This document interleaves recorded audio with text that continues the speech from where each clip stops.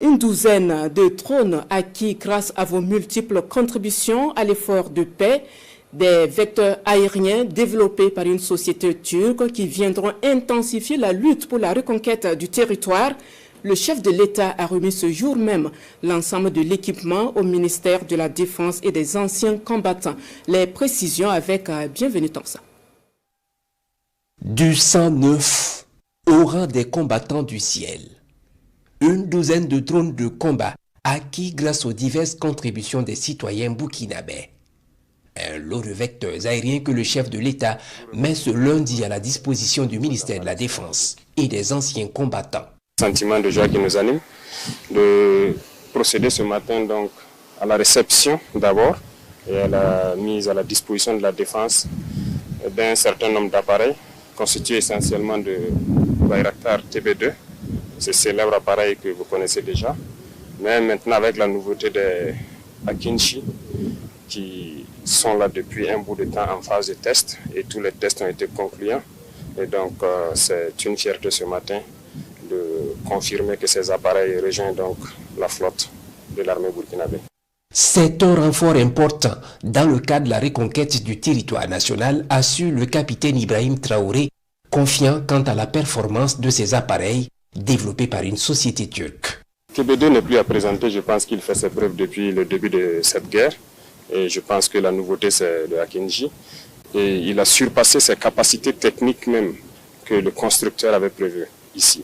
On l'a soumis à de fortes épreuves dans ses capacités d'emport, d'endurance, de plafond, de vitesse, de performance. En tout cas, il a fait ses preuves et je pense qu'au cours du test, il a participé même à des missions de combat. Donc ce sont des appareils très performants, fiables que nous avons actuellement. Au ministère de la Défense et des anciens combattants, c'est un ouf de soulagement. Le capitaine Ibrahim Traoré peut avoir la conscience tranquille, le matériel reçu sera utilisé à bon escient. Avec ce que les populations ont pu contribuer, nous avons une multitude d'engins de ce genre actuellement même dans le ciel, qui scrutent, qui recherchent au besoin de retrouver et détruire tout ennemi. Aussi saluer le chef suprême des armées qui par rapport à sa vision et ses instructions fait en sorte que rien ne puisse nous manquer en matière de moyens stratégiques d'appui aux forces sur le terrain.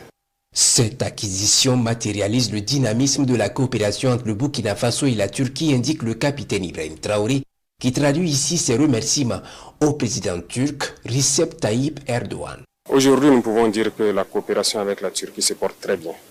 Se porte très bien et c'est l'occasion de remercier donc son Excellence M. Recep Tayyip Erdogan, président de la Turquie, qui a su donc conduire donc cette coopération comme il le fallait. On le remercie pour tout le soutien qu'il a pu apporter au Burkina Faso pendant cette phase importante de notre histoire dans cette guerre contre le terrorisme. Ce genre de partenariat dont on a besoin, sain et sincère, et en tout cas jusque-là tout se passe très bien. Les remerciements vont aussi et surtout à l'endroit du peuple burkinabé qui s'est saigné pour que ce matériel de guerre foule le sol burkinabé. Tout ce que vous voyez, c'est grâce au peuple que nous pouvons acquérir ce genre d'appareils. Ces appareils vont augmenter notre capacité opérationnelle, ça c'est sûr. Certains appareils se retrouvent en maintenance, nous n'avons pas un certain nombre d'appareils pour faire le relais. Donc l'agrandissement de la flotte permet donc d'intervenir en temps opportun, d'avoir une surveillance permanente. Donc merci encore au peuple burkinabé qui a compris le sens du combat et merci surtout pour cette contribution qui permet aux forces armées de pouvoir monter en puissance pour la défense de notre territoire. Cet arrivage s'inscrit dans le cadre de la mise en œuvre du plan stratégique d'équipement des forces armées nationales. Reste, foi du ministre en charge de la Défense, une dernière phase de ce qui était prévu sur ce premier plan d'équipement.